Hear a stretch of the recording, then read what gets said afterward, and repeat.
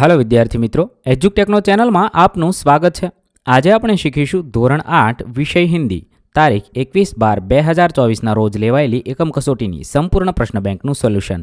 વિદ્યાર્થી મિત્રો, અહીં આપણે આજ રોજ લેવાયેલી એકમ કસોટીના તમામ પ્રશ્નોનું સોલ્યુશન શીખીશું। તો ચાલો શીખીએ 21/12/2024ની પ્રશ્ન બેંકનું સોલ્યુશન।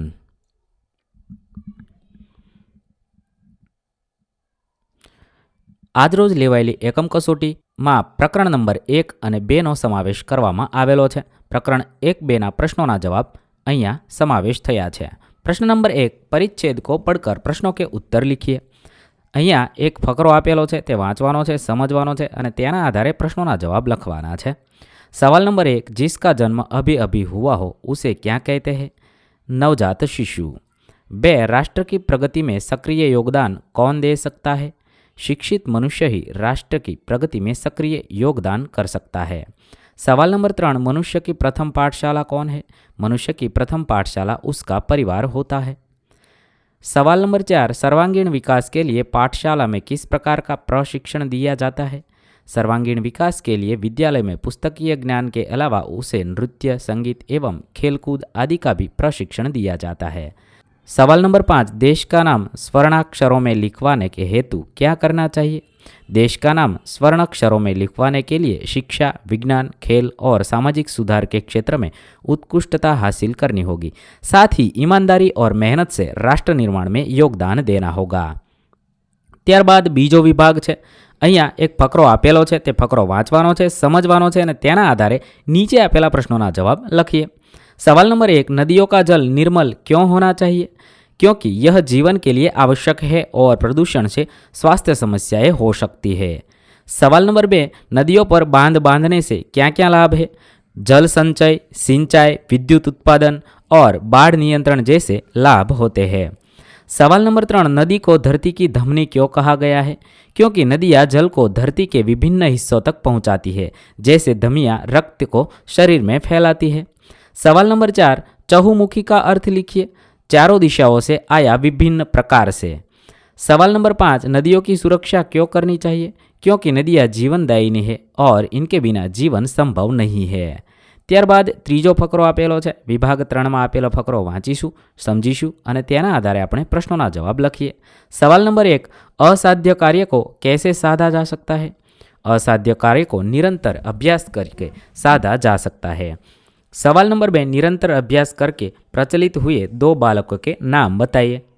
जवाब लखी शकाय, अर्जुन और एकलव्य। सवाल नंबर 3, धनुर्विद्या में कौन सा शस्त्र चलाने की विद्या दी जाती है? धनुर्विद्या में बाण यानी कि तीर चलाने की विद्या दी जाती है। सवाल नंबर 4, बुद्धिमान शब्द का विरोधी शब्द परिच्छेद में से ढूंढ कर लिखिए। मंदबुद्धि। 5, वरदराज कैसे पंडित बना? वरदराज निरंतर अभ्यास द्वारा मंद बुद्धि से पंडित बना और ग्रंथों की रचना की। ત્યારબાદ વિભાગ 4 છે, તેમાં આપેલો ફકરો વાંચીશું, સમજીશું અને તેના આધારે આપણે પ્રશ્નોના જવાબ લખીએ। સવાલ નંબર 1, कौन से खिलाड़ी की आत्मकथा का नाम गोल है? मेजर ध्यानचंद की आत्मकथा का नाम गोल है। सवाल नंबर 2, मेजर ध्यानचंद को किस नाम से जाना जाता है? मेजर ध्यानचंद को हॉकी के जादूगर के नाम से जाना जाता है। सवाल नंबर 3, मेजर ध्यानचंद को हॉकी का जादूगर क्यों कहा जाता है? उन्हें हॉकी का जादूगर कहा जाता है क्योंकि उन्होंने हॉकी में अद्वितीय कौशल और अपूर्व खेल क्षमता दिखाई, जिससे उन्होंने विश्व स्तर पर भारत का नाम रोशन किया। सवाल नंबर 4, खेल रत्न पुरस्कार कौन से क्षेत्र में दिया जाता है? खेल रत्न पुरस्कार खेल क्षेत्र में उत्कृष्टता के लिए दिया जाता है। सवाल नंबर 5, राष्ट्रीय खेल दिवस क्यों मनाया जाता है? राष्ट्रीय खेल दिवस मेजर ध्यानचंद के जन्मदिन 29 अगस्त को मनाया जाता है ताकि लोग उनके जीवन से प्रेरणा ले और खेलों को बढ़ावा दे। ત્યારબાદ વિભાગ 5મો છે, એક ફકરો આપેલો છે, ફકરાને આધારે આપણે પ્રશ્નોના જવાબ લખીએ। સવાલ નંબર 1, हमें व्यायाम करते समय क्या सावधानी बरतनी चाहिए? व्यायाम करते समय हमें खाली पेट करना चाहिए, श्वास लेने छोड़ने पर ध्यान देना चाहिए और श्वास फूलने पर व्यायाम रोक देना चाहिए। सवाल नंबर 2, शरीर की सुडौलता कैसे संतुलित हो सकती है? शरीर की सुडौलता सभी अंगों को प्रभावित करने वाले व्यायाम करने से संतुलित हो सकती है, जिससे अंगों की शक्ति और लचीलापन बढ़ता है। सवाल नंबर 3, व्यायाम के समय श्वास पर ध्यान क्यों आवश्यक है? श्वास पर ध्यान देना इसलिए आवश्यक है क्योंकि श्वास की सही प्रक्रिया से शरीर में ऑक्सीजन की आपूर्ति ठीक रहती है और व्यायाम में अधिक ऊर्जा मिलती है। सवाल नंबर 4, प्रातःकाल का समानार्थी शब्द लिखिए। प्रातःकाल का समानार्थी शब्द सुबह है। सवाल नंबर 5, आपको व्यायाम पसंद है? क्यों? जवाबમાં લખીશું हाँ, मुझे व्यायाम पसंद है क्योंकि इससे शरीर स्वस्थ और तंदुरुस्त रहता है और मानसिक तनाव भी कम होता है। ત્યારબાદ પ્રશ્ન નંબર 2, प्रश्नों के उत्तर लिखिए। અહીંયા विभाग 1 છે। सवाल नंबर 1, डायरी के लिए हिंदी में किन किन शब्दों का प्रयोग किया जाता है? जवाबમાં લખીશું स्मृतिका, यादें, दिनचर्या लिखने के लिए किया जाता है। सवाल नंबर 2, कच्छ का प्रवेश द्वार किसे कहा जाता है? सामखियाली को कच्छ का प्रवेश द्वार कहा जाता है। सवाल नंबर 3, रेगिस्तान का समानार्थी शब्द मरुभूमि। सवाल नंबर 4, भुज के दर्शनीय स्थल के नाम लिखिए। यहाँ आईना महल, प्राग महल, हिल गार्डन, स्वामीनारायण मंदिर, हमीरसर तालाब, भुजिया पहाड़ आदि दर्शनीय स्थान है। सवाल नंबर 5, डायरी कितने कितने दिनों की लिखी जाती है? डायरी प्रतिदिन लिखी जाती है अथवा साप्ताहिक, पाक्षिक या मासिक भी हो सकती है। ત્યારબાદ બીજો વિભાગ છે। सवाल नंबर 1, डायरी पढ़ने से किस प्रकार की जानकारी प्राप्त होती है? इससे जीवन में घटी घटनाओं की जानकारी प्राप्त होती है। सवाल नंबर 2, शिकायत के संदर्भ में लिखे गए पत्र को किस प्रकार का पत्र कहा जाता है? जवाब थशे शिकायत के संदर्भ में लिखे गए पत्र को कार्यालयीन प्रकार का पत्र कहा जाता है। सवाल नंबर 3, कच्छ की शेर इकाई के अनुवादक का नाम लिखिए। कच्छ की शेर इकाई के अनुवादक का नाम महेश उपाध्याय है। सवाल नंबर 4, पुस्तक विक्रेता को लिखे गए पत्र को किस प्रकार का पत्र कहा जाता है? पुस्तक विक्रेता तो लिखे गए पत्र को व्यावसायिक प्रकार का पत्र कहा जाता है। सवाल नंबर 5, गुरु नानक के चरण से पावन भूमि का नाम बताइए। गुरु नानक के चरण से पावन भूमि लखपत है। ત્યારબાદ ત્રીજો વિભાગ છે। सवाल नंबर 1, भुज शहर के वैभव का प्रतीक किसे माना जाता है? भुज शहर के वैभव का प्रतीक आईना महल, प्राग महल, टावर, स्वामीनारायण मंदिर, हिल गार्डन, हमीरसर तालाब, भुजिया पहाड़, लोक संग्रहालय, विश्वविद्यालय माना जाता है। सवाल नंबर 2, 72 जिनालय कहाँ स्थित है? 72 जिनालय मांडवी में स्थित है। सवाल नंबर 3, पानंद्रो किसके लिए प्रसिद्ध है? पानंद्रो खनिज संपत्ति के लिए प्रसिद्ध है। 4, निमंत्रण पत्र किस हेतु लिखा गया है? निमंत्रण पत्र जन्मदिन के अवसर पर उपस्थित रहने के हेतु लिखा गया है। सवाल नंबर 5, डायरी लेखन करने में सबसे पहले क्या लिखना चाहिए? डायरी लेखन करने में सबसे पहले स्थल, तारीख लिखना चाहिए। विभाग चौथो है। सवाल नंबर 1, भुज से उत्तर दिशा की ओर कौन सा पहाड़ है? भुज से उत्तर दिशा की ओर काला डूंगर पहाड़ है। सवाल नंबर 2, धौलावीरा में कौन सी प्राचीन संस्कृति के अवशेष देखने को मिलते हैं? यहाँ भारत की अति प्राचीन मोहनजोदड़ो संस्कृति के अवशेष पाए जाते हैं। सवाल नंबर 3, पत्र में पता किस ओर लिखा जाता है? पत्र में पता बाईं ओर लिखा जाता है। सवाल नंबर 4, वायुसेना का मुख्य अड्डा कहाँ पर स्थित है? वायुसेना का मुख्य अड्डा नलिया पर स्थित है। सवाल नंबर 5, कच्छ को म्यूजियम क्यों कहा जाता है? अनेक दर्शनीय स्थानों के वैविध्य के कारण इसे म्यूजियम यानी कि संग्रहालय कह सकते हैं। ત્યારબાદ विभाग 5, सवाल नंबर 1, कच्छ यात्रा कहाँ पूर्ण होती है? कच्छ यात्रा सूरजबारी से पूर्ण होती है। सवाल नंबर 2, कच्छ की शेर इकाई के लेखक का नाम लिखिए। लेखक का नाम है हरेश धौलकिया। सवाल नंबर 3, निमंत्रण पत्र किसने किसको लिखा है? निमंत्रण पत्र स्नेहल ने साहिल को लिखा है। सवाल नंबर 4, पत्र के अंत में क्या लिखा जाता है? पत्र के अंत में लिखने वाले का नाम और संबंध लिखा जाता है। सवाल नंबर 5, आचार्य को संबोधन में क्या लिखा गया है? आचार्य के संबोधन में श्री आचार्य महोदय लिखा गया है। ત્યારબાદ प्रश्न नंबर 3, सूचना के अनुसार लिखिए। विभाग पहलो, अपने जन्मदिन के अवसर पर उपस्थित रहने के लिए अपने मित्र को निमंत्रण पत्र लिखिए। तो सौप्रथम तमारे तमारू सरनामું લખવાનું છે। આ રીતે તમે સરનામું લખી શકો છો। ત્યારબાદ આશા है कि तुम स्वस्थ और खुशहाल होगे। આ રીતે તમે પત્ર ડિટેલમાં લખશો। વિડીયો લાંબો થવાને કારણે હું સમગ્ર પત્ર વાંચતો નથી, તમે વિડીયોને પોઝ કરી જવાબ લખી શકો છો। અને છેલ્લે તમારા મિત્ર સ્નેહલ અને તમારું નામ લખવાનું છે। ત્યારબાદ બીજો પત્ર છે, छुट्टी पाने के लिए अपने अध्यापक को पत्र लिखिए। अहींया तमारे तमारा आचार्यश्रीने पत्र लखवानो छे। आ रीते तमे तेमने संबोधन करशो। त्यारबाद तमे आ रीते आदरणीय गुरुदेवने डिटेलमां पत्र लखशो अने छेल्ले तमारुं नाम लखशो।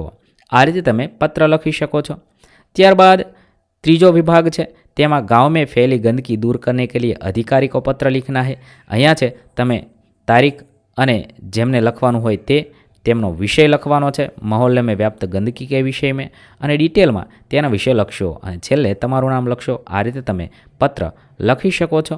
ત્યારબાદ વિભાગ 4માં ખેલ મેં અસફળ હુએ अपने મિત્ર કો પત્ર લખવાનો છે। તમે તમારું સરનામું લખશો, ત્યારબાદ સંબોધન લખશો અને તમારા મિત્રને અસફળતા મળી હોય તો હિંમત રાખવા માટે ડિટેલમાં આ રીતે પત્ર લખી શકો છો। છેલ્લે તમારું નામ લખી અને પત્ર પૂર્ણ કરશો। ત્યારબાદ વિભાગ 5 प्रवास में जाने की अनुमति पाने के लिए अपने पिता को पत्र लिखिए। તમારા પિતાશ્રીને તમારે પ્રવાસમાં જવું હોય તો અનુમતિ લેવા માટેનો પત્ર તમે આ મુજબ લખી શકો છો। વિદ્યાર્થી મિત્રો, વિડીયો લાંબો થવાને કારણે હું જવાબ વાંચતો નથી, તમે વિડીયોને પોઝ કરી જવાબ લખી શકો છો। ત્યારબાદ પ્રશ્ન નંબર 4, પરિચ્છેદ કા માતૃભાષામાં અનુવાદ કીજીએ। અહીંયા એક ફકરો આપેલો છે, તેને ગુજરાતીમાં ભાષાંતર કરવાનું છે, તો આપેલા ફકરાનું ગુજરાતી ભાષાંતર આ મુજબ કરી શકો છો। વિડીયો પોઝ કરી જવાબ લખશો। ત્યારબાદ બીજો વિભાગમાં બીજો ફકરો આપેલો છે, તે ફકરો વાંચવાનો છે અને તેને આપણે ગુજરાતીમાં ભાષાંતર કરી આ મુજબ લખી શકીએ છીએ।